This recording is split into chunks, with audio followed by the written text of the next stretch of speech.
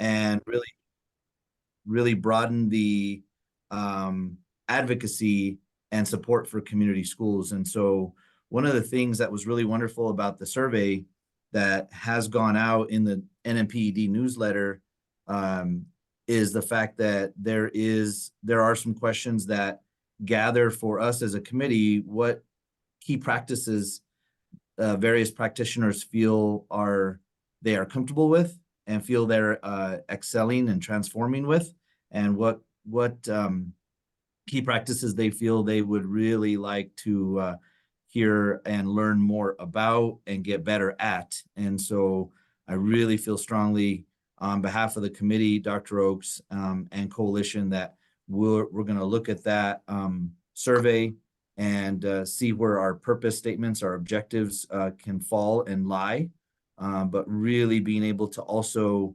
help everyone understand that we are in the age of transformation with the strategy, and possibly the theme gives us an idea of multiple directions we can go in. I don't know if they're completely solid in terms of purpose, but I think we would feel good if we left Sandia Casino on the 18th with a renewed sense of passion, some learning and things in our toolbox, and ability to network and come together on an annual basis. I love that you have an emotional objective as well as others, because that is really cool. How you want people to feel when they leave, I think is always really important to focus on. And to start the spin too, as you're walking out and say, wow, wasn't that a great conference? So Nancy Rodriguez has her hand up.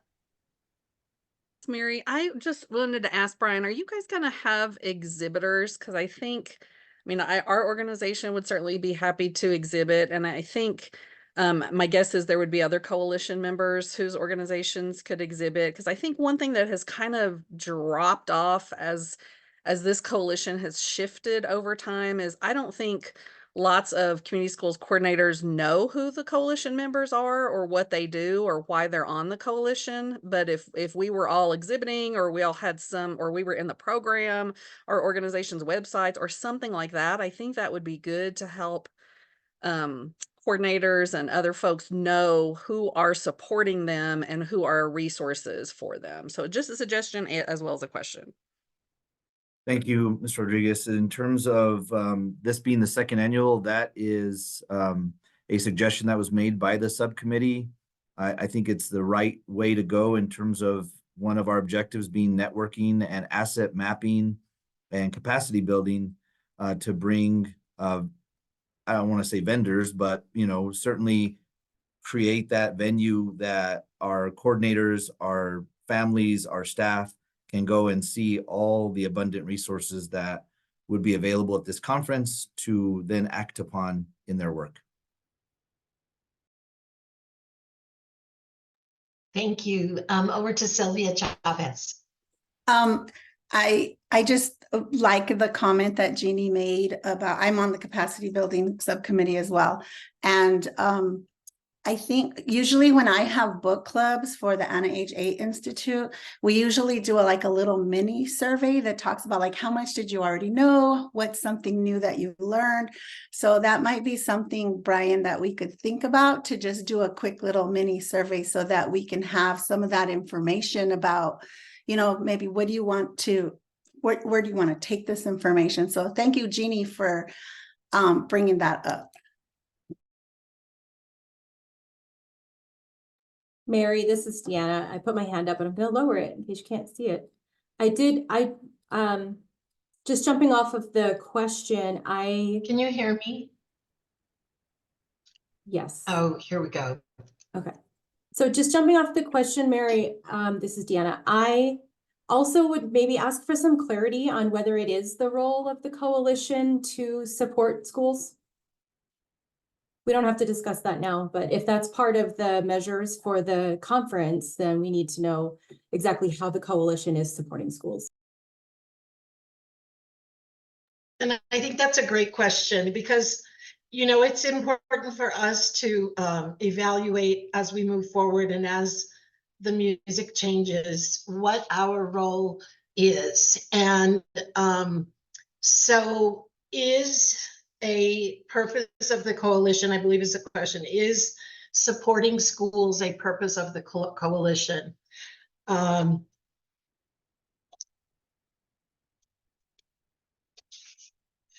And maybe that's a question that will kick off next our next meeting.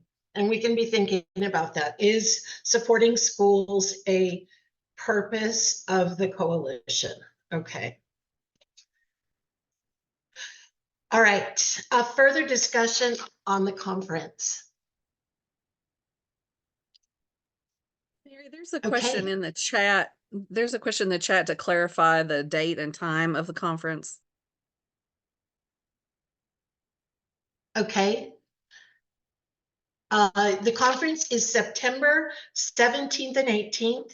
It's a full 2 days and it's going to be at Sandia Casino. Other questions about the Mayor, this is my with and most. So this is very similar to Diana's question. Is it the responsibility of the coalition, since this is a subcommittee, to organize this conference? And if so, I think I would be grateful to have more partaking in the creation of the agenda. If that's not our job, then I'll be happy to give feedback on the agenda. So I don't know exactly what our role is, but it sounds like this is a subcommittee of the coalition. Is that correct? Yes, it is. And yes, and they kind of evolved into planning the meeting. So Brian,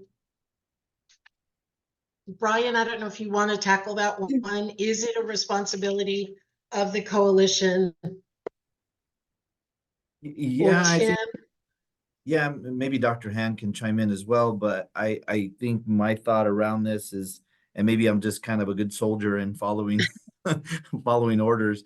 And we did have built some great momentum, but I tend to wonder, based upon, you know, my understanding of the coalition and its role, kind of what you know our purpose is, and maybe even some collective commitments, and maybe some taking of an inventory of some sort. And we're so wonderfully glad to have so many people on the call this morning, but really trying to figure out how we navigate this. So those are my thoughts around maybe what could clarify our role.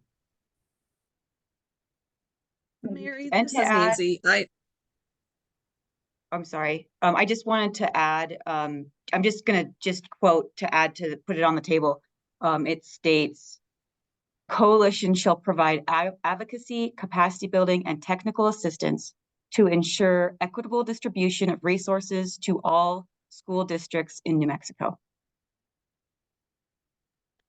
And Christina, that's the perfect segue into what I was going to say, which is when I was appointed to the commission these many years ago, I think the way that was sort of presented to me, or maybe even what was written in the letter from the secretary, was that some of us had different roles. We didn't all have the exact same role, even though we were all appointed to the coalition. So in terms of what Christina just read, like some of us have a greater strength or more, it's more a part of our operation to do advocacy. Some of us have more to do with training and technical assistance. So I think maybe next, at the next meeting, when we look at where the vacancies are, that will actually make that more clear for people, because you know, where there's a vacancy, that means one of those things that Christina just read off, there's maybe a gap. So we need to make sure we fill that gap with appointments that make sense to provide the support. So maybe, you know, back to my suggestion, maybe everybody who's on the coalition it's not a fit for them to exhibit at the conference. It just so happens that for my organization, that is a fit. Maybe other people are making suggestions towards the agenda, or, you know, other things depending on what their area of expertise is. I mean, I love your suggestion, Nancy, because I as the chair, one of the chairs, don't know everybody's role, that is especially on this call today. And so I think that's just part of getting a level set of information. And because we evolve and change constantly, that it would be a good idea. And I know NEA New Mexico could definitely have some kind of a table, because we do a lot of professional learning in the community school space to try to develop those key indicators so that people have a deeper understanding of them. So we would love to do that. And I lost my sound when at the end of that discussion, so I'm not sure where we landed with that as far as having that type of display for those where it does make sense to do so. But I really think that's a great idea and would support that.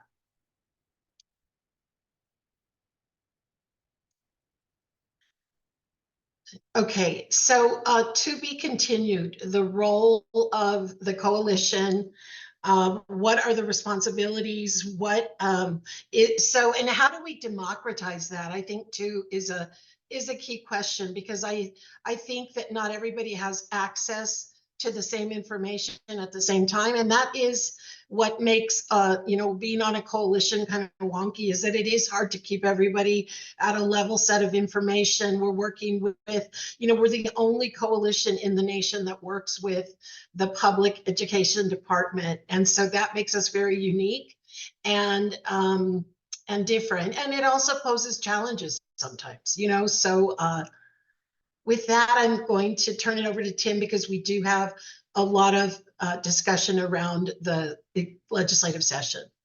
Tim. Thank you, Madam President and Madam Co-Chair. Appreciate that. And good morning, everyone. Happy Monday. I believe it is Monday.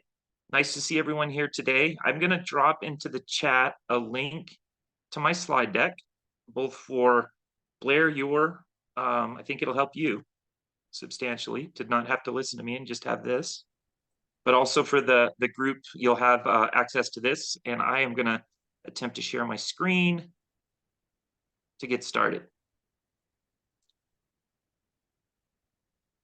Okay, good morning again.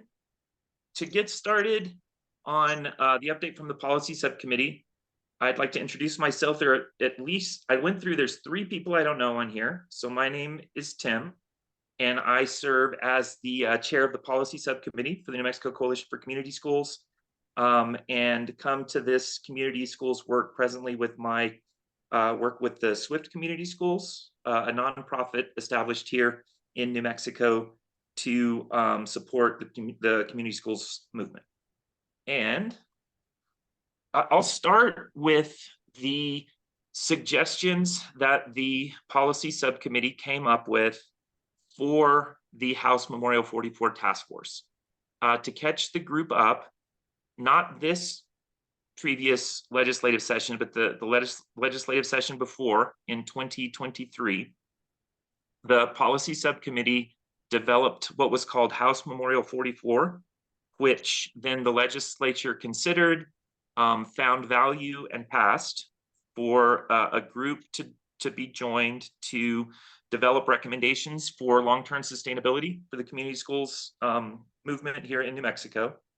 And we spent the first bit under the leadership of Deputy Secretary DeBell and Brian Garcia at APS, and we came up with 4 in concert with the policy committee and the House Memorial 44 Task Force. We came up with 4 recommendations for this last legislative session.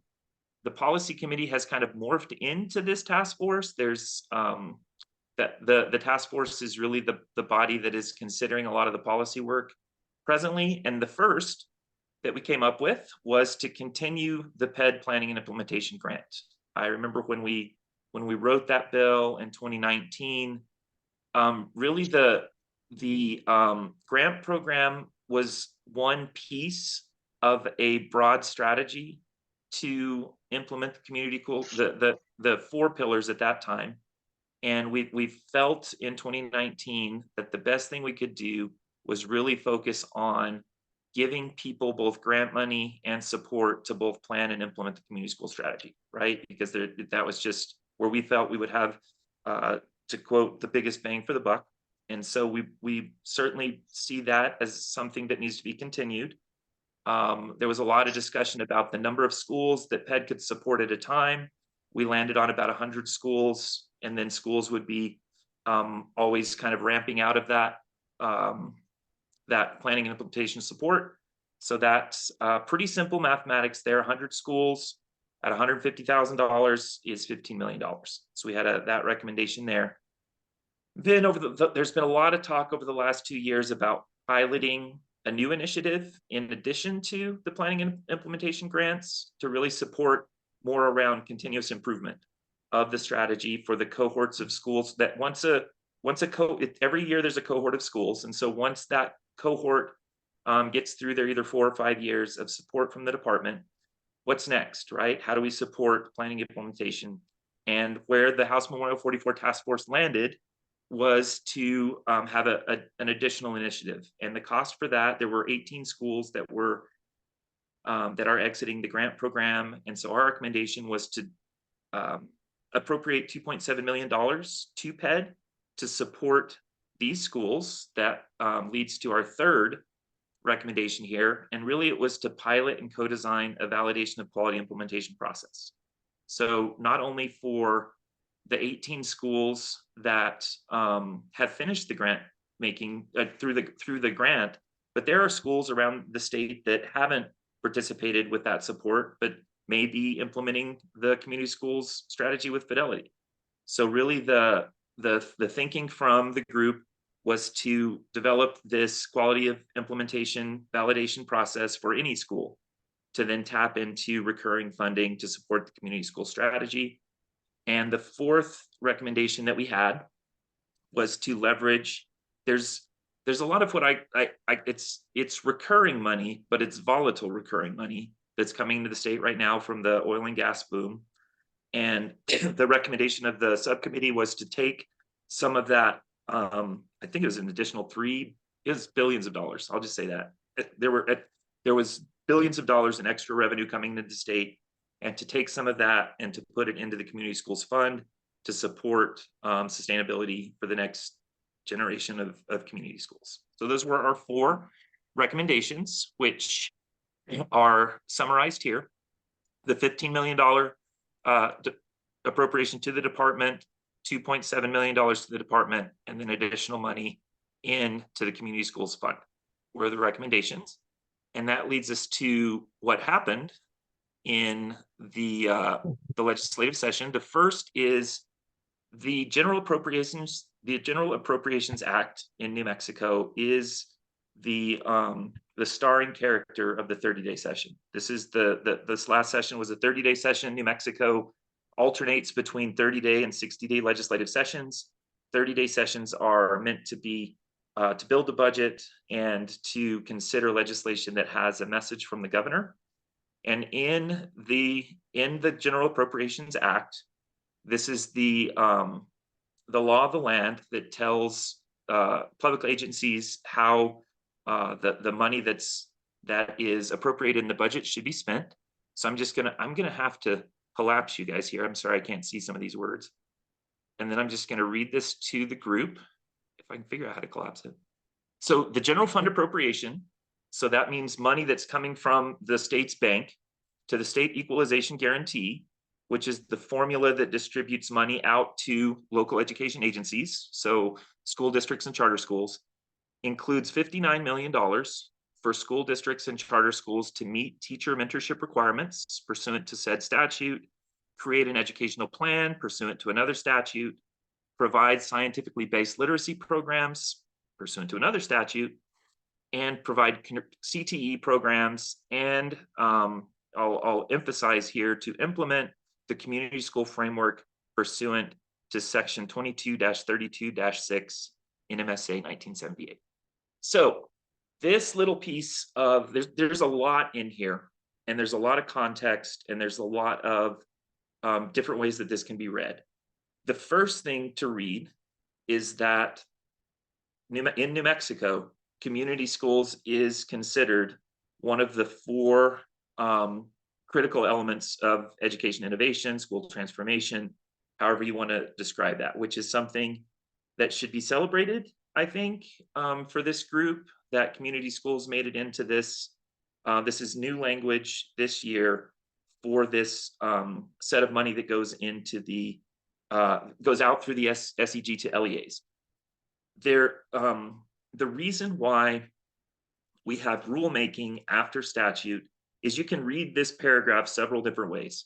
If I go back to my day, if I'm chief of staff for Las Cruces Public Schools and I'm reading this, I could read this statute to say that LCPS is going to get some money and I can do any of these things with it, but I don't necessarily have to do any of these things, right? Like that's how I could read it sitting in that, and I'm sure it will be read that way. If I'm maybe a coalition for community schools, I could read this, and there's a way. I mean, let me just run through the words here. It says to create, to provide, and to implement, which are very action-oriented words, right? It could be read that the legislative intent is for school districts to do these things and for the things that they do to align with statute. So you can read it that way.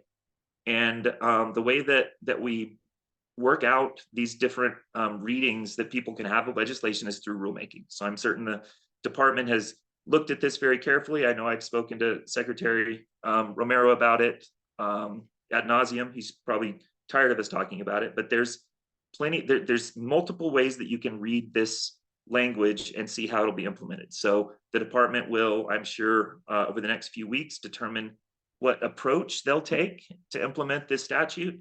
But I will say that it is that I can't see any way to think that this isn't a positive step forward for community schools in general, because this funding is recurring and it is established in law that it will, that school districts should, quote, implement the community school framework pursuant to the Community Schools Act.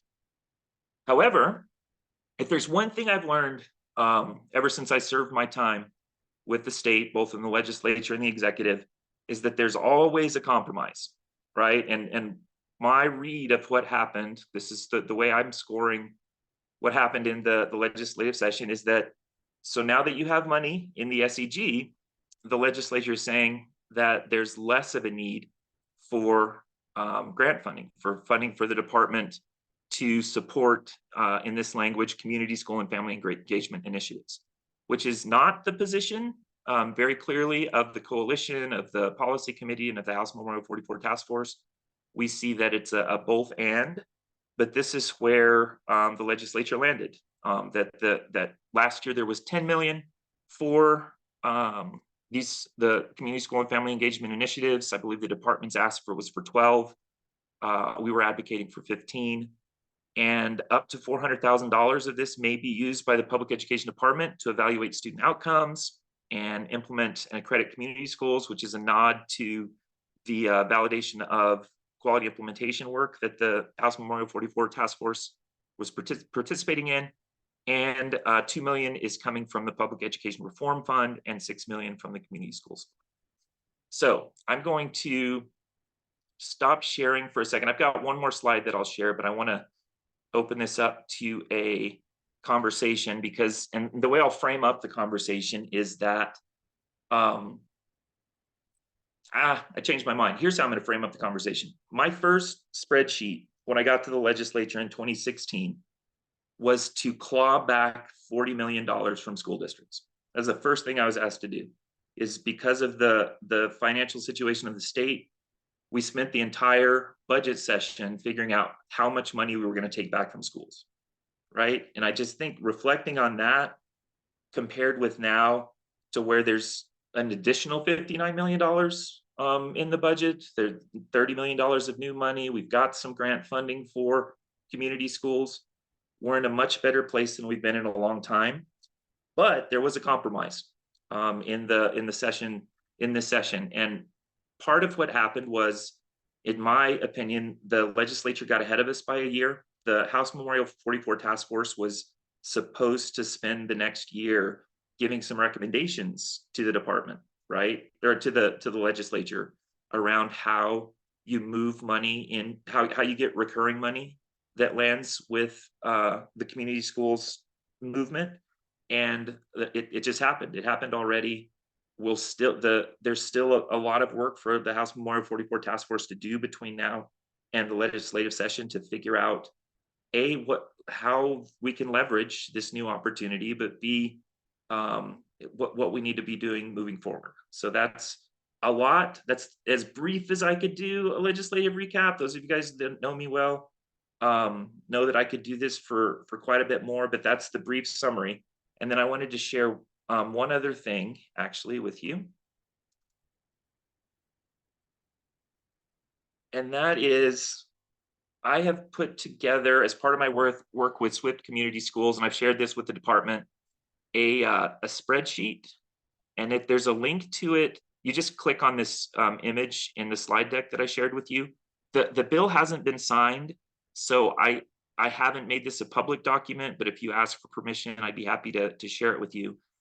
But basically what this document does is it breaks down each of the appropriations that came out from the General Appropriations Act this year. So for instance, and I've broken it down and organized it by the key practice of community schools. So we'll just take a for instance here, and then you can comb through this yourself. But so we just went through this item, that there's $59 million in the budget, and we just went over this language for this purpose, which can serve to build collaborative leadership, shared power and voice, and powerful community and student engagement. I've aligned it with YASI findings. So each of these resources can be meant to address this YASI finding, and then some school transformation inputs, some things that we can do to have some outputs that lead to outcomes. And so I've put this together. We don't have time today to go over this in depth, but I would be happy to share it with you if you would like to see it. The link is in the slide deck, and it goes all the way down through. Here are some, so for meaningful community connected classroom instruction, there's $55 million in the SEG for that. There's $14 million that's going to the Department for Early Literacy and Reading Support, school leader development, teacher development, etc. There's $20 million for Ed Fellows. It basically just breaks down by each of the key practices for community schools, the funding that was provided in the session, where we can leverage that funding to meet the needs of Yazi Martinez, and then some proposed outputs and outcomes. And it goes all the way down through the entire budget. So having said that, I will stop sharing my screen and happy to either open to questions or a discussion at your pleasure, Madam Co-Chair. That was really pretty amazing. And you are a natural at explaining things kind of in a holistic fashion that is very helpful. And I appreciate you very much for that. I see a question from May, and then Christina, or a comment. May or Mai, and then Christine. Yeah, thank you. And Dr. Hand, this is amazing. I really appreciate that chart for an overview. And of course, I'll be looking at the expanded learning, because that budget was cut and we had to fight to get $15 million back into the budget for out of school time and summer learning. So there's definitely some agendas that align that we all have to advocate for.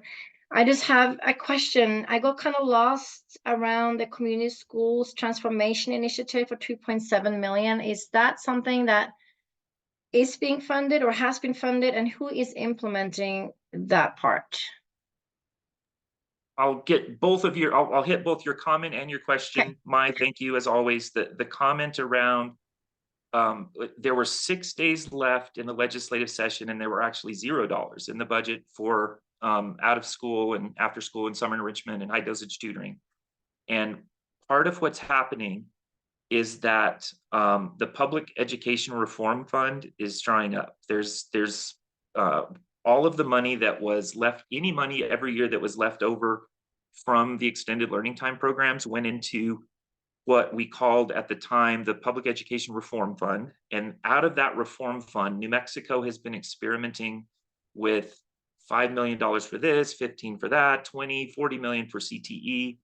New Mexico has not historically been a categorical appropriating body. It's usually been through the SEG and equalized, but this has given us the opportunity, quite frankly, to explore community schools. A lot of the money from community schools has come from the Public Education Reform Fund. So there's going to be, I don't know that there's much, if any, money left in the Public Education Reform Fund. So the days of the $20 million for this or 50 million for that, I think that the legislature forecasted this year that those may be limited. So that's something that just as an advocacy group we'll need to consider. But congratulations on getting the 15 though. That was a touch and go there for a moment. And with the question of the $2.7 million for the new for the 18 schools that are cycling out, that was not funded. That was suggested by the House Memorial 44 Task Force, but ultimately did not receive funding. The only non-recurring appropriation for community schools out of Section 5 was the $8 million that goes to the department, rather than the 2.7 did not make it in. Thank you, Dr. Han. You are such a brilliant master of the legislative process, because it's such a task for, at least for me, to just wrap my head around all of this. So I always appreciate your in-depth understanding. And are we going to do anything then as a coalition to support those schools, or in terms of, I don't know what kind of support we can give, but what are we going to do, I guess, about those 18 schools that I assume now will not have ongoing funding for their community schools operation? Well, I'm sure Felice and her team are hard at work at that. And the thing that I am trying to tell people is that we need the message to go out to school boards that there is money, right? To support, there's money in the SEG to support that actually is explicit in providing support for the communities for sustainably supporting community schools. But it will be up, it depends on where the PED lands on how that money's administered. I could see the coalition's role being absolutely trying to help think through with the department how that administration is going to go. But then also, I see a real role for the coalition is to work with school boards to say there's money in the budget recurring for the community schools movement, and it will be that school boards can, when they build their budgets, they can carve out recurring funding for community schools that the legislature provided this last year. So it's a wide approach, from both working with the department on how the recurring money works to working with school boards to make sure that recurring money is used in a way that will further the movement. Yeah, and I want to add to that there's millions of dollars left in the ESSER fund, so the American Rescue Plan. So maybe that's something that PED can also help guide the schools on. I believe PED has applied for the 14-month extension. And I know that the New Mexico budget shows millions sitting there at school level, district level, city, county level. So how can we educate everyone to be aware that the money is there and how they can access some of those funds? Sometimes you read my mind. I've been actually working with Senator Heinrich directly on, he sits on the appropriation committee for the feds. And there is some federal money left, and in some places much more than others. And the recommendation to the appropriations committee is to provide there's going to be some budget hawk work coming soon, where they're going to come down and say, you spent this on peanut butter and jelly sandwiches, how dare you, right? Like that's going to happen from the feds.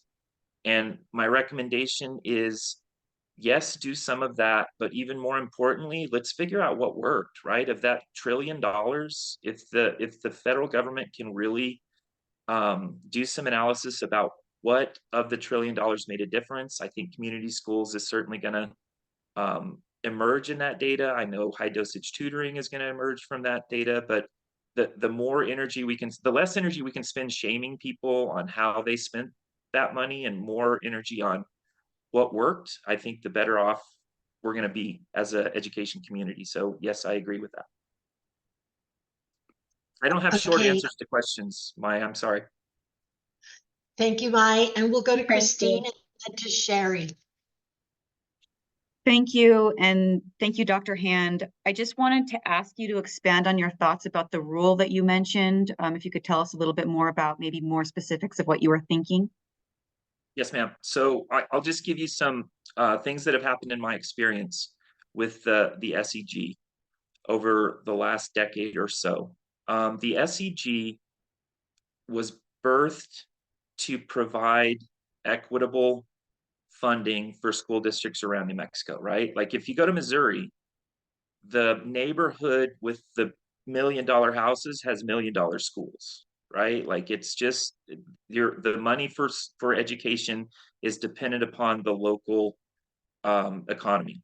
And New Mexico has taken a different approach, an approach that is quite remarkable, that takes funding and then puts it through an equalized distribution mechanism to make sure that we don't have our poorest communities having our least resource schools. However, there's several examples over the last decade about how the SEG was used for specific purposes and not just let's call it discretionary spending from districts. One example, bilingual multicultural education programs are actually in the SEG, right? That require program approval, they require an application, they require certain elements for that SEG funding to flow. The extended learning time program, when we built that was a doozy. And it was actually a set aside in the SEG to where in order to access that money in the SEG, not a categorical, not a below the line appropriation, that it was in the SEG, hundreds of millions of dollars, school districts had to provide evidence that there was after school and summer enrichment. They had to provide evidence that there was professional development of a certain number of a certain expectation, and that their school calendars met certain requirements to access that SEG funding. So, and then there's money that goes out through the SEG that have no requirements, right? So it's really the department's role at this time is to read that paragraph, determine what they believe legislative intent was, and then the action can be anywhere from the money just flows out, right? The unit value increases and the money flows out and districts have more money and they can pick what they do with it, to something more restrictive around like the extended learning time program. And I oftentimes, in order to try to figure out what the legislature is thinking, is I read the Legislative Finance Committee documents that built the budget. And in the Legislative Finance Committee, I believe it's volume 2, maybe volume 3, the way they described this $59 million is similar to the instructional materials funding that is also in the SEG, to where the department plays a role of quality assurance, right? And making sure that the money is spent well and spent in an equitable fashion. So there's a lot of different places where the department can land, and I see an opportunity, regardless of where the department lands, I see an opportunity for the coalition to help either envision what that is or enact wherever we land. But that's my read on the language, Christine.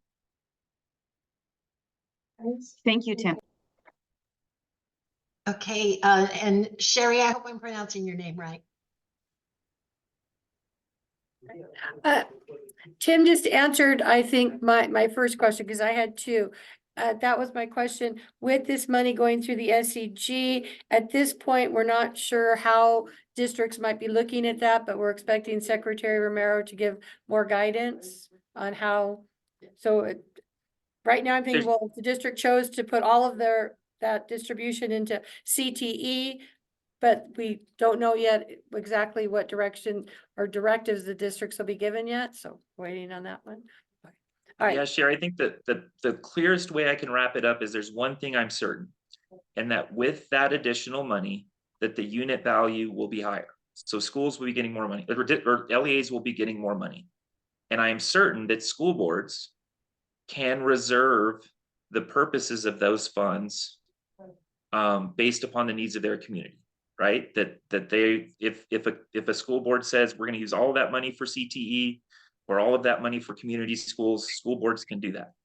I also believe that the department has some discretion in how that happens, and where the department lands on that. There's a lot of brilliant, caring human beings over there, and I'm sure they'll get it right. Think. And then that kind of maybe ties into my next one, or it might be addressed a little bit later. How will this switch in the funding affect our applications? Is that what's going to be discussed in the next session of the meeting? Well, I just was curious about that part. I believe so. I think you're teeing up the next meeting item like a wonderful participant, Sherry. Thank you. Yes. So are there any more questions for Dr. Han before we move into the New Mexico PED discussion items, which we didn't actually have as a discussion item because it was still pretty hot off the plate, was, you know, what where is New Mexico PED in rulemaking around the, I don't know if it's rulemaking, if that's the correct term, but guidance for the 59 million to districts. But what we do have is a legislative brief from PED. We have a debrief about quality management coordinators, QMCs, and the grant application update. So without any further questions, I know we could engage in questioning with Dr. Han most of the morning, but we will move now to the New Mexico PED, and I will turn it over to Christine, and you can run it from here, Christine. Thank you. Thank you very much. On our agenda, we do have a community schools evaluation preview from Carlos and Apex team. We have the NMPED community schools funding presentation from Julie Brenning, our community schools director at PED, and then also a presentation about the quality management coordinators that will be coming from Asha Hernandez, our QMC lead. And we have them in that order. However, we feel it's most appropriate to skip to our second, which is the community schools funding presentation from Julie Brenning. So we'll go ahead and start with that one. And then we'll move to the evaluation preview and then the quality management coordinators presentation. So thank you very much, Julie. Go ahead, and I'm going to turn off my volume. We're in the same room, so I'm going to turn off my volume and she's going to turn on hers. Okay. Yeah.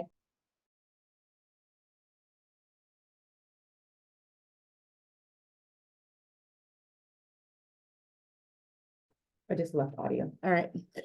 Thank you all so much. I'm grateful to be here, and I'm so excited to see so many people here at this meeting. This is amazing and exciting. I wanted to go back to the first question that Mary actually asked in the beginning about what I enjoy about spring. I really enjoy gardening, and I'm hopeful to do a vegetable garden this spring. But I also want to share that I really am not enjoying the allergies that I'm experiencing today. And I may sneeze occasionally during this presentation. So I'm just letting you know, everyone in the room has been sneezing all morning. So yeah, so that's probably one of my least favorite things, but I'm just really grateful to have so much support here today. It's very exciting to see. So I'm going to go ahead and try and share my screen here with everybody. We're really excited to get everyone's input today, and we're going to explain kind of how our recommendations came to be. Now I want to share. How do I present here? All right. All right. So not to repeat Dr. Hand here, but we are going to dive right into HB2 language. And what we're going to do today is kind of show what our team is recommending. And we're going to talk about how we came to that recommendation, but then we want to open it up to a discussion and input, as we do this together. So you'll notice in HB2, I'm going to be pointing out a couple different things here in the language.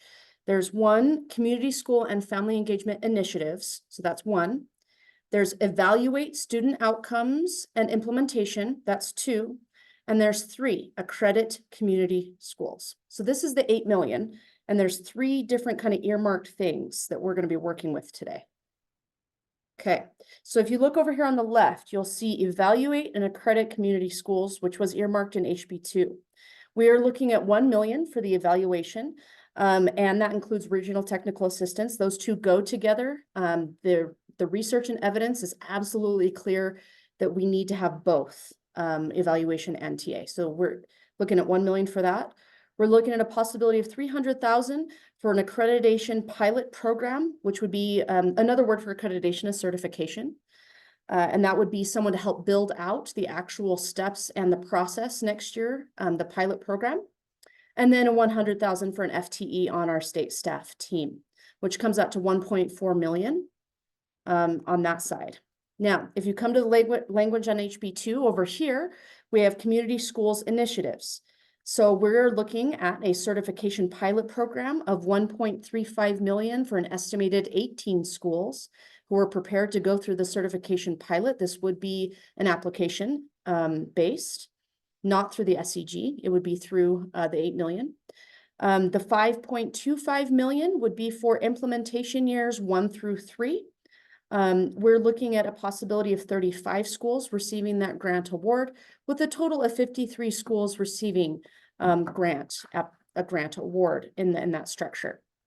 What I'd like to do right now, before I move on to the SEG funding structure, I wanted to call upon Asha as our content expert to explain kind of how we came to these conclusions, how it was collaborative, and then how we're entering here the coalition to create even more collaborative space.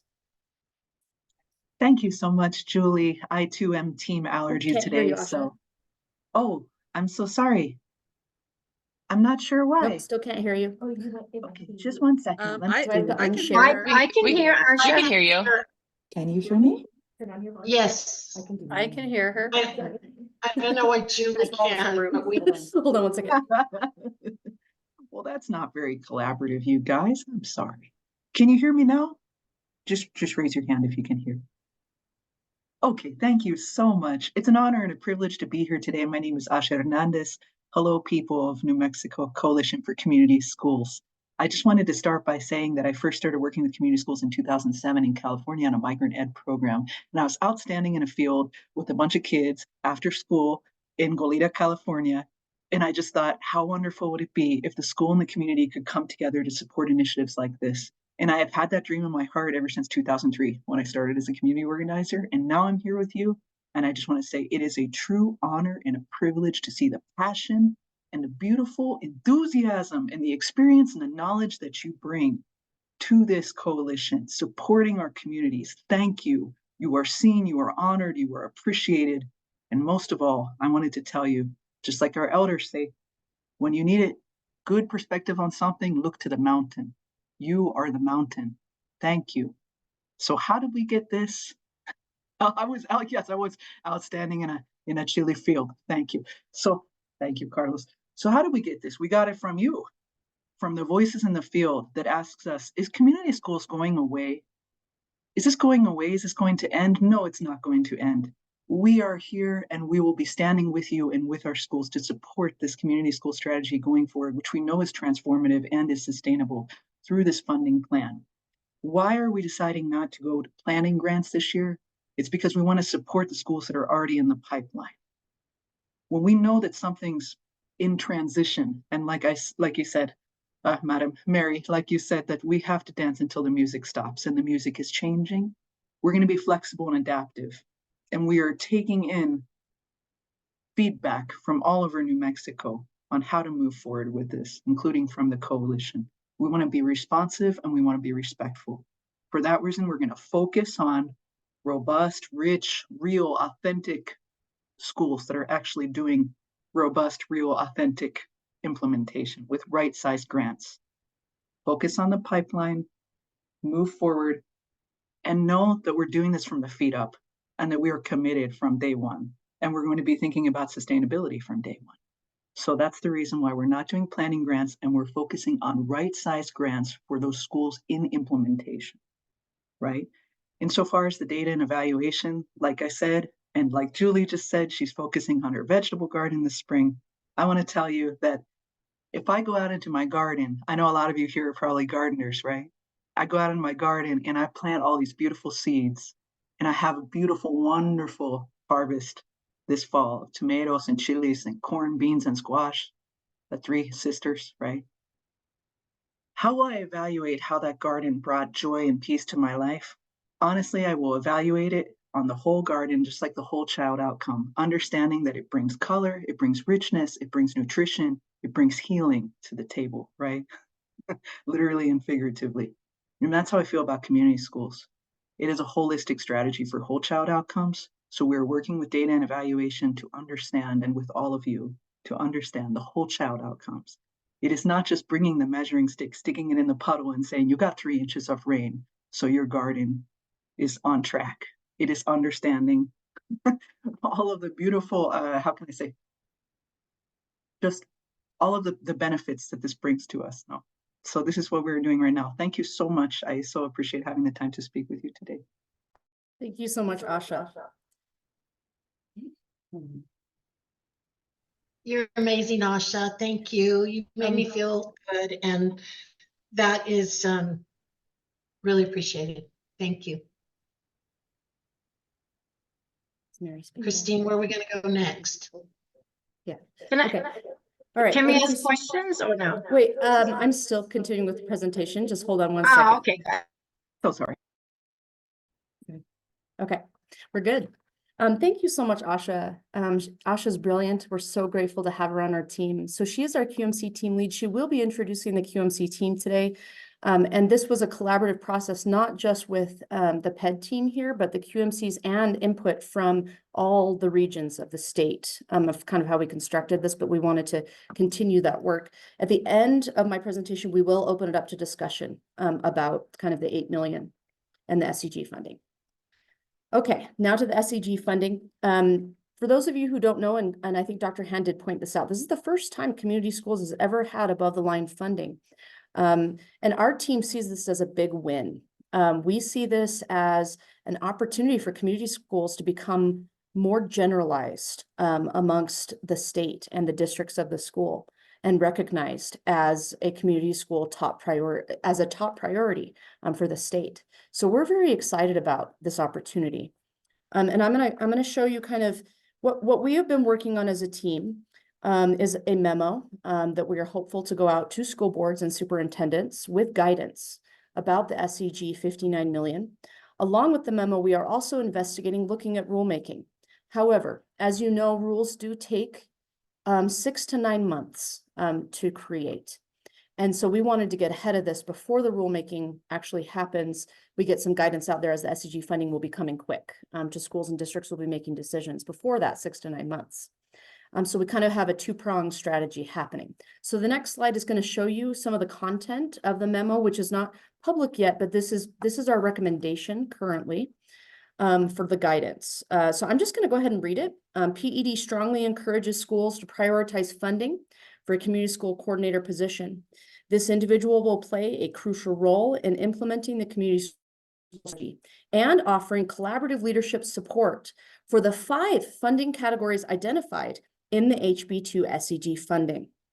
This funding can be used for planning, implementation, and renewal of community schools. We recommend that you self-identify as a community school that you use for the SCG funding and contact our PED Community Schools Division to self-identify so that you can receive all the support, the evaluation, the QMC team, etc. So essentially what we're saying here is that we feel that the community schools framework is the way to go to actually organize all 5 of these fundings here in the 59 million, as that coordinator position can bring that in so artfully that Dr. Hand showed in that Google sheet of all the key practices, and that 59 million, all the different categories can be coordinated by a community school coordinator under the strategy. So gratitude for the team for coming up with this language. We worked with policy and the QMC team here at PED, and this is a rough draft. So we're, it's still in the makes here. It is not being sent out tomorrow, but we're excited about the language that we've come to. Okay, now I'm going to go ahead and I'm going to go back because I'm assuming, let's see, people are going to want to discuss this slide. So I'd love to open it up to any Okay, I'm gonna open it up. Yeah, thank you. I'm gonna open it up to any questions that you might have. Okay, Mai, I think you had a question, so we'll go to you. Thank you. I was just wondering about the 1 million for evaluation and TA, if that's going to be outsourced and to whom, or if that's internal or a combination of the two. Thank you for your question. We actually already have a community schools evaluation team that will be presenting today about who they are. They're a professional team right here in New Mexico that has 20+ years of experience.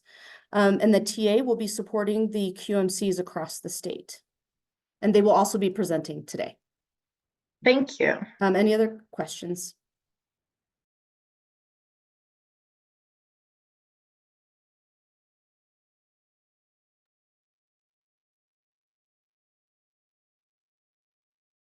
I don't see any others. Julie, if you want to proceed forward. Thank you all so much. I think something our PED team would love is kind of a vote of confidence from the coalition that we can proceed with this budget. We'd love to know if we'd love to have your support as we move forward. As Asha said, the music has changed. And so we are trying to change our dance to that music. This is the first time we've ever had an evaluation or accreditation earmarked in HB2, which is exciting. But we'd love to get, to have a consensus of the coalition to move forward with this budget.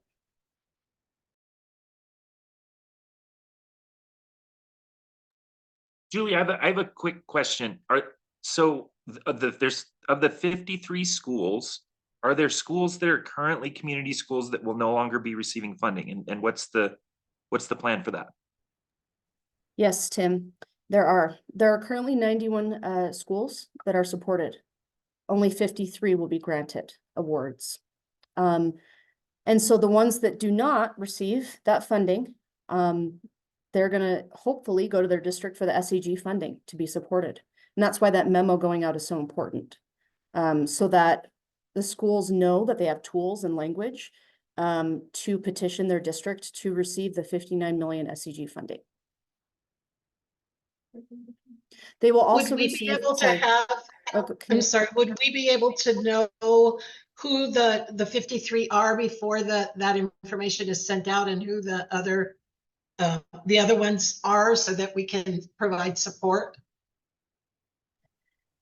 Yes, so April 22nd should be our deadline. That's our hope, April 22nd, of when the awards will be listed on our website. That's our current timeline, with the applications dropping this Friday. To answer, I want to continue to answer because I didn't quite finish Dr. Hand's question. For the schools who are not grant funded, they will still be on our list of supported schools because it is through PED. So they will still receive the QMC support, evaluation support, going to the community schools annual conference, participating in the coalition. It will just be structured money differently, but they will still receive all the same supports through PED. They will still be on our list. They just need to self-identify by contacting us. But just wanted to make that really clear, that it's not like we're saying, okay, 91, we're only going to support 53. We want to support all 91. We want to see a continuation of all these schools. It's just that the funding is going to be structured differently.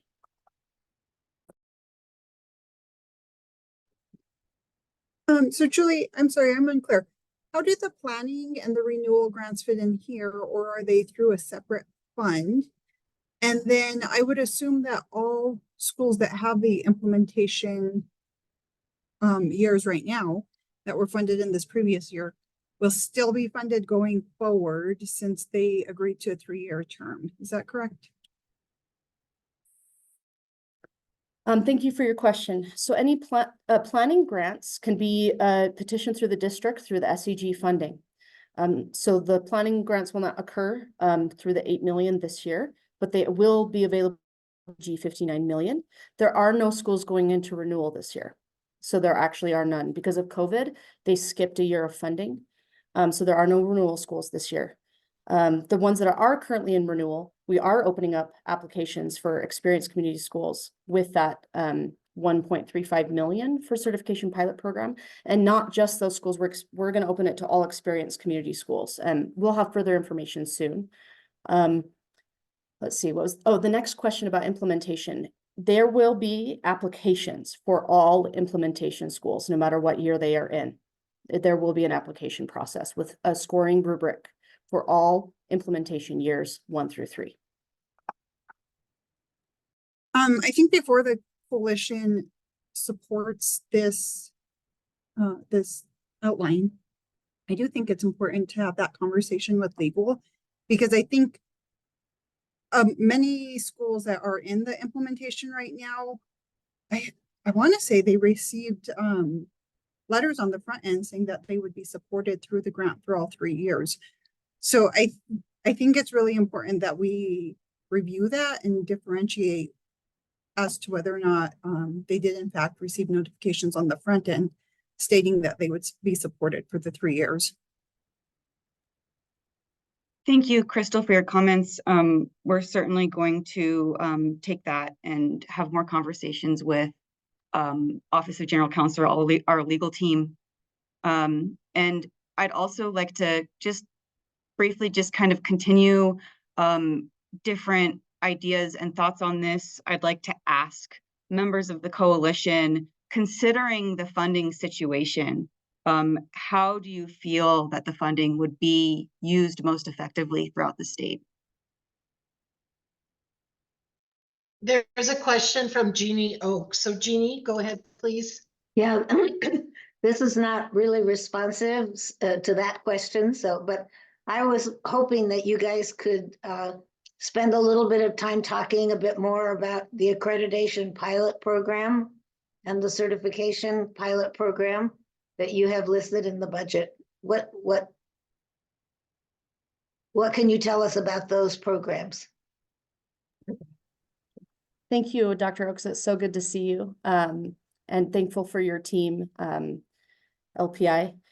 So it's kind of, here's what we're thinking as far as construction of this. That 300,000 would be a contract for a specialist or a group of specialists to help build out that actual accreditation process in conjunction with PED and the QMC team and eval. It would be a very collaborative process. Looking at how we create this pilot, how do we move forward? What are the steps to get there? And then the 75K each for each school would be to support the community school coordinator. At least the most we're willing to give is a 0.75 FTE. So the schools do need to show blended and braided funding in order to qualify for the certification pilot program. And what we're thinking is that by the end of the year, schools, some of the schools or all, hopefully all, would be certified at that point by the end of next year. And then the hope is kind of, here comes HM44 with Tim Hand, and we've got some structured funding for certification ready to go for those schools who have been certified.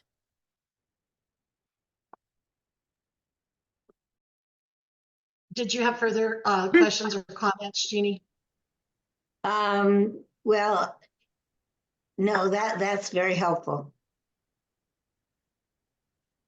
Okay, so we'll go to Mai has a question or comment. Yeah, just to follow up on that process of creating the accreditation, I have a hard time saying that, and certification pilot program.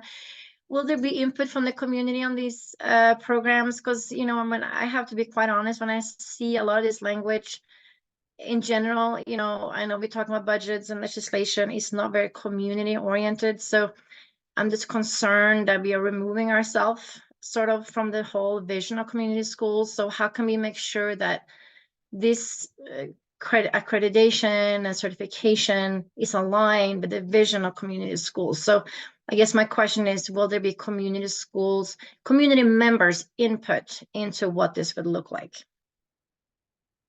Right, and I would add to that, will the coalition be able to give input to any of this, because this is all news to us. So I would have a very hard time giving my approval of, you know, to take like a stance on approval of this proposal, since we're only seeing it now for the first time. So please go ahead with the answer. Thank you both for that question. Yes, the answer is absolutely 100% yes. There's already been work that's been occurring through HM 44 and through Senator Martin Heinrich CDS funding with the accreditation process. The hope would be that we would all work together through HM 44 and those funds through Senator Martin Heinrich CDS funding. You know, and Mary, just to, you know, and absolutely yes, it would be involved with the coalition. So the answer is yes to all of those questions. You know, we're actually surprised as well, Mary, just to let you know, no credit was going to be put into HB2. This is a surprise for us. It's a pleasant surprise, but we're happy about it. But we do need to move forward with this funding, even though it was kind of, you know, oh, didn't know that language was going to be put in, but fantastic. So we'll work very closely with HM 44, making sure the CDS funding, that the foundations that have been built there with CDS funding is also involved and coming to the coalition as part of that process. All of those things will happen. And I do expect that the scope of work that we do create for that accreditation pilot program will include community listening sessions, community involvement, all of those things. Julie, are you referring to SWIFT? You keep saying HM 44, and I'm not sure exactly what you're referring to. House Memorial 44, is the task force that was created through the House Memorial that was passed last, not in the 30-day, but last legislative session. So they will be in charge of the accreditation design, is that correct? No? Okay, so I'm a little lost, sorry. So, and then SWIFT is the Heinrich CDS funding. That is, those two things I believe are equal.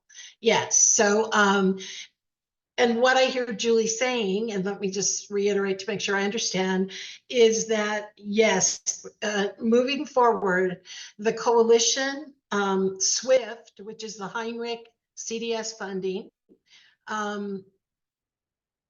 will have, and House Memorial 44, the work that the task force will do, that all of that with New Mexico PED and the QMC, that we will have influence and oversight over how this is played out. Is that correct? That is correct. You need to mute. I'm sorry, what was that last part? Just go ahead. Okay, sorry, we're all in the same room. Super fun. The answer is yes. So as PED creates the scope of work for this $300,000, those will all be in the scope of work as part of the deliverables. So working with the CDS Funding Foundation work that was completed, working with the coalition and HM 44 and community. So that will all be in the scope of work of the contractor.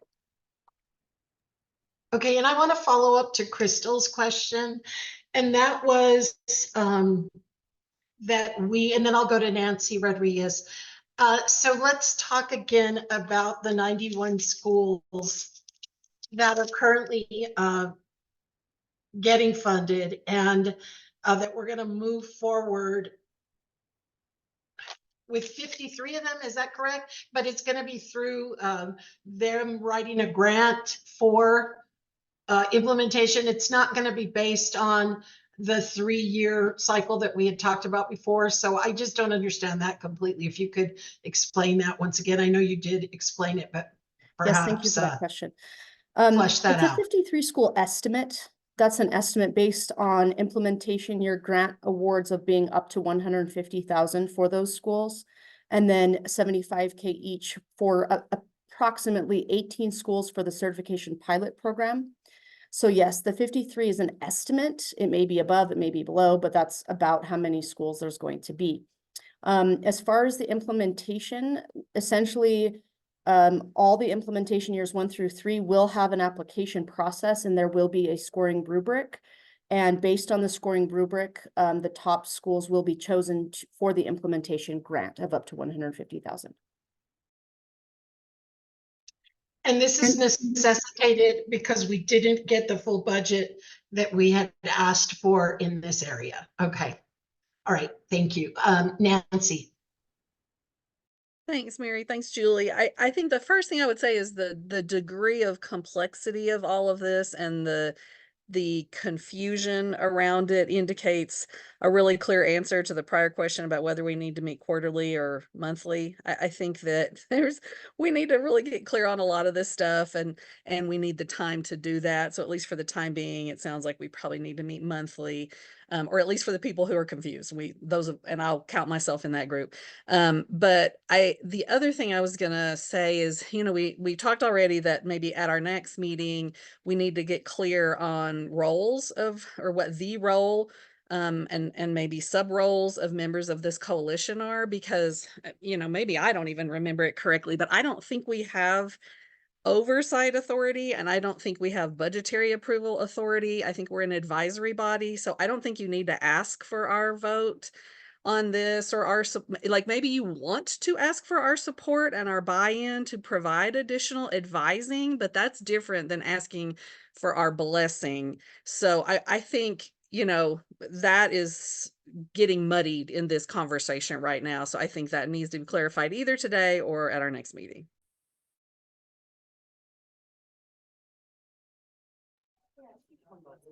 Okay. Let me re-clarify, because I appreciate that comment. We are asking for your input, and we appreciate that. And within the statute, it does talk about the coalition being applications and their reviews. And as the applications are dropping this Friday, we wanted your input on this process. Thanks. I appreciate that, Julie. And I think that especially for the new folks, I wanted that to be clear that you don't, you guys are supervising the scope of work. You guys are responsible for the PED budget. That's not our job. So whatever information and support and advising you feel like it's appropriate for us to provide, we'll provide. And certainly, happy to read and do all those other things. But you guys have this authority, not us. Okay, so going to Danette, who I think is Deanna. No, it's Danette. Sorry. Okay, and then to Sherry. I just have a quick question on the grant program, Julie. Are schools able to apply for less than 150,000 if they're doing implementation, or are you guys obligated to award them that no matter what? We are offering up to 150,000. So in their budget proposal, they can put up to 150,000. So if schools didn't apply for that, that actually could increase some of these numbers, or no? Are these based on 150? Correct. If someone does less, if schools ask for less than 150 or less than 75K, then yes, that would increase the number of schools that we could support. Okay, thank you. Thanks, Danette. I'm glad you're back. Sherry.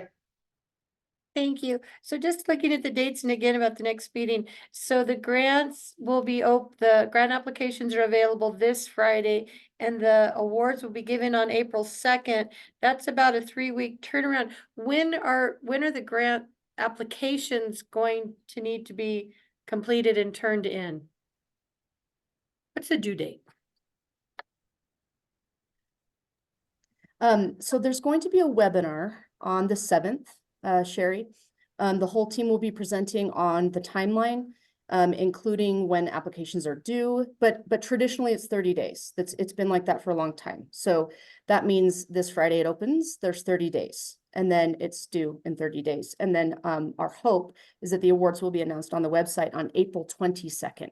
Oh, that was Not the okay. 2nd. Yeah. That April makes a whole lot more 22nd. sense. Sorry, I got it. And so I had April 2nd, I'm like, further that's 3 communication will weeks. go out to the coalition as far as reviewing that Okay, application. that makes a lot more sense. Thank you. Okay, thank you, Sherry. And so we've got Jeannie and then Tim and then Samantha.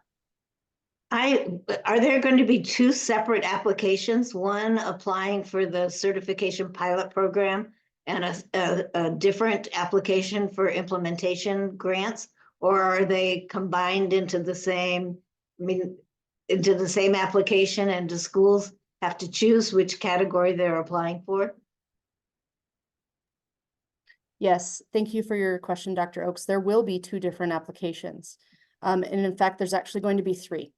There's going to be a certification pilot program application, an implementation year 1 application, and an implementation years 2 through 3.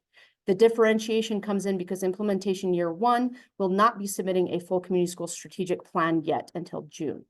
So there are differentiations and they can choose which one. And we're talking about eligibility will all be defined in the application and at the webinar this Thursday. So you guys already have the language for the certification pilot program?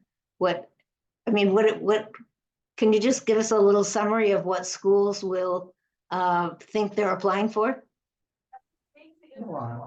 Okay.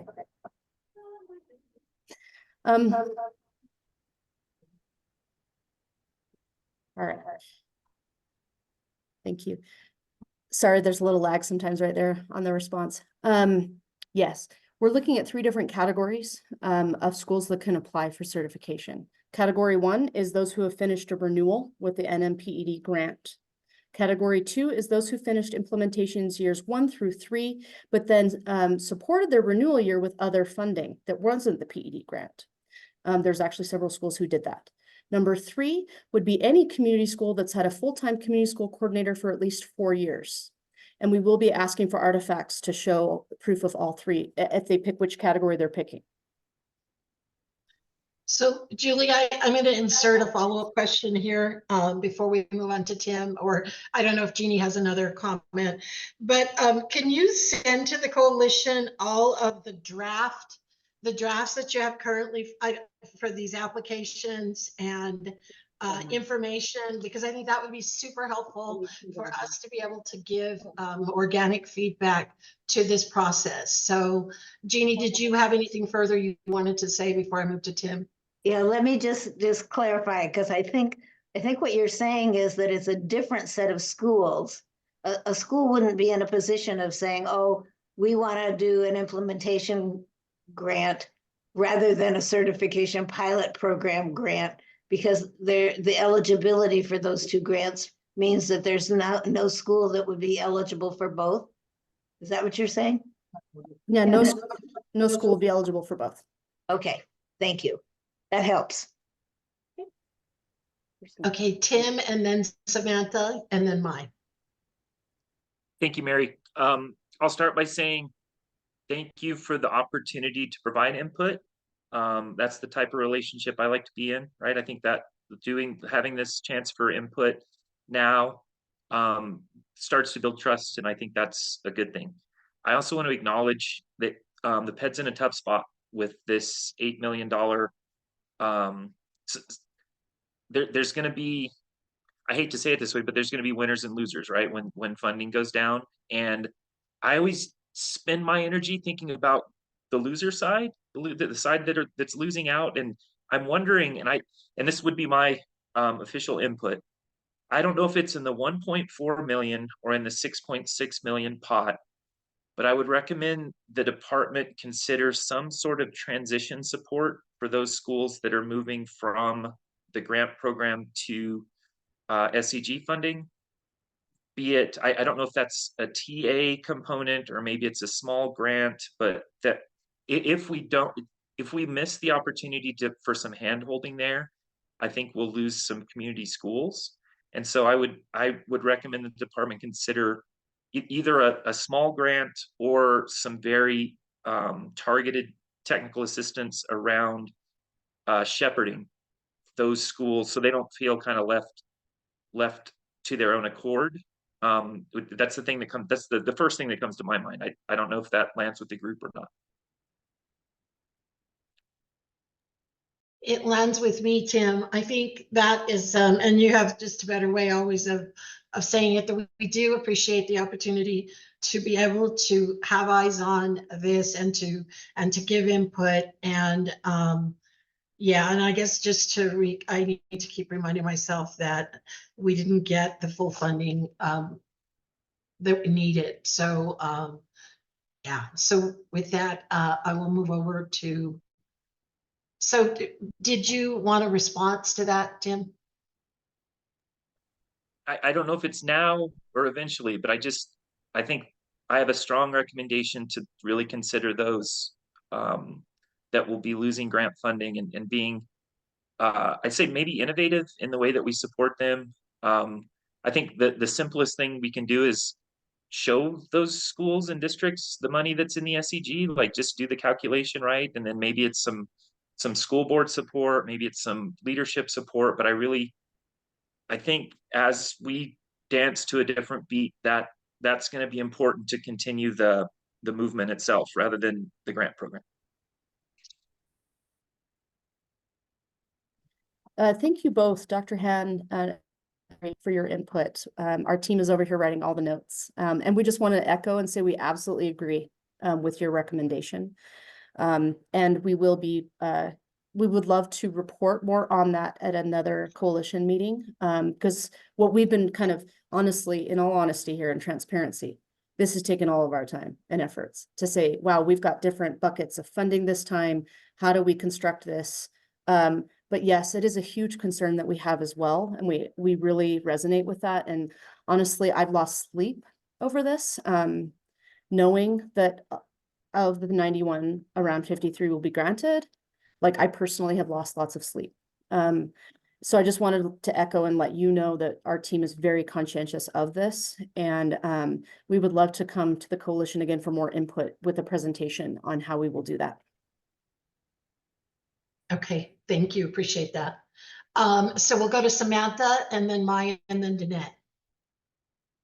Hi, I don't know if you guys have answered this because my people have been knocking at my door, so I'm not sure if this has already been hit. But do you guys know what type of questions are going to be on this kind of stuff? Just so that way we can start like getting prepared for it. Yeah, thank you. Thank you, Samantha, for your question. Due to the nature of the grants this year, we are not announcing that until the webinar this Thursday. So please come to the webinar. And if you can't come, we are going to record it and we are going to put it on the website. No, we'll be there. Have you guys already sent out that invite? No, it's Okay. it will be going out either today or tomorrow. Okay, thank you. Thank you. Yes, and you'll make sure that we all get it. I saw, Thank you. isn't there a link to it on the community school page for PED? I think I saw that. There is a link on our website for the webinar. Thank you. So let's go with Maya and then we'll go to Danette. Yes, hello again. I just want to echo Dr. Hand's comments. I believe there was 400,000 recommended in the legislation for evaluation. So I've been sitting here kind of pondering why that has been increased to 1.4 million. And I feel bad for Julie losing sleep, you know, because I was thinking that too, like, gosh, this movement is losing all these schools. And I don't think that should be on PD's to blame page, right? This is a collaborative process. So I recommend that as a coalition, this becomes sort of a front and center question, you know, how are we going to sustain the movement? Is PD the only, you know, vehicle for that? Or, you know, what kind of strategies are we going to put in place to sustain community schools? What if all this money goes away next year? Or, and I also feel bad for schools having to apply every year. It takes away so much energy from staff.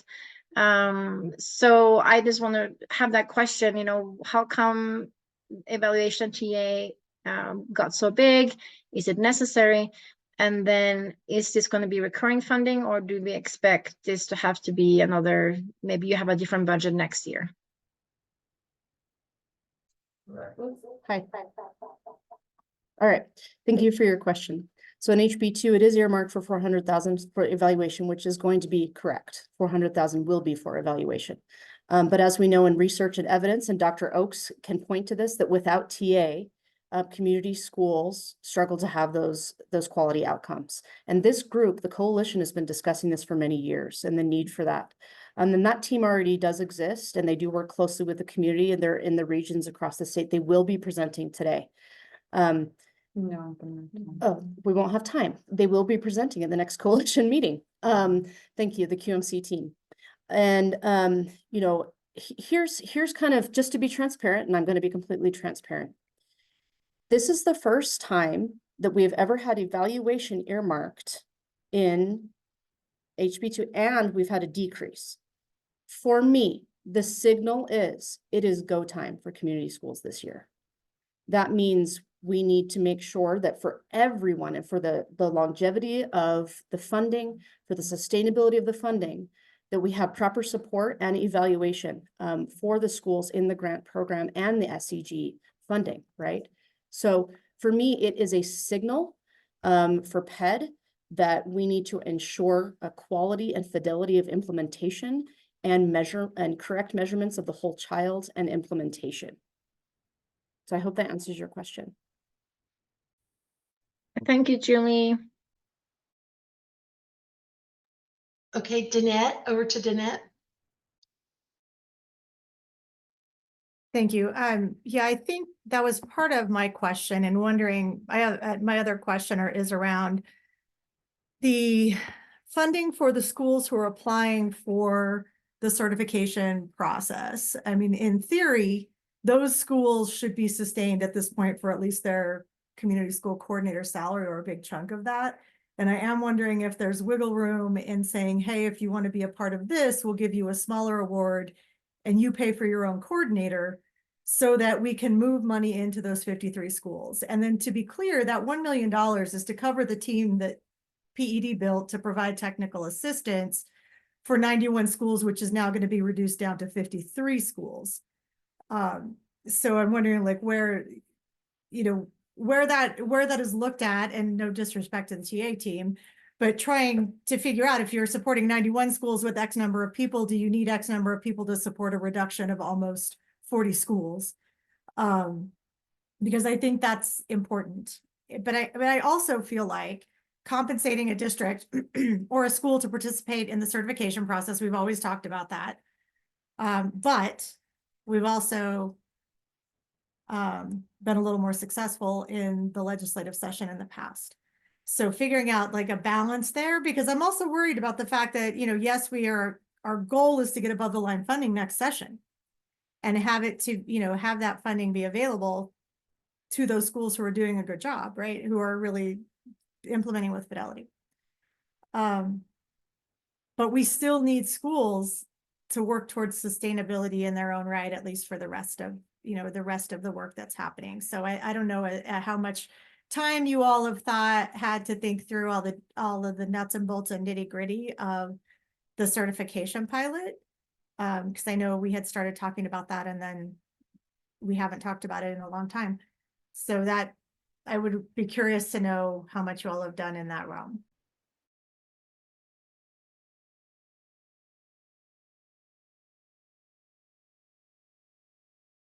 Hi, Danette. Thank you for your question. Several questions. So as far as the certification pilot, we are requiring that at least 0.25 of the FTE of the community school coordinator be funded from other funding. So that's a requirement right off the bat to apply for those schools that want to participate in the certification pilot program. We will be giving preference in the scoring rubric to schools that have even more than that. So that's actually an essential piece of our rubric. So if a school is already supporting their community school coordinator fully for certification pilot, that's fantastic. And it will be helpful in the and if they apply for less than 75,000. Yes. And that is built into the rubric. Okay, you asked several questions. Sorry, Jeanette. So you asked the 75K question, and then what was her second question? I'm so sorry, Jeanette. Just wondering about the funding that's going towards technical assistance and the amount of funding that was not actually in any of the requests for the team that was built in PED at this time. Got it. Thank you. So that QMC team will actually also be supporting all of the SEG funded community schools as well. So it's not just 53 schools. It's all of the schools that SEG funding will be supplied for as well. And HEAD also supports all community schools, regardless of getting a grant or not. That's part of our purview. So just to let you know that 53 schools is the narrow view, whereas the QMC team will be supporting all schools that are community schools, regardless of funding, particularly the SEG funding schools. Okay, so unfortunately, we are not going to have time to hear from the QMC group because we are right at 10:59 right now. And so we're going to have to put that off until our next meeting. Any other closing questions or comments from the coalition? Or New Mexico PED, anybody?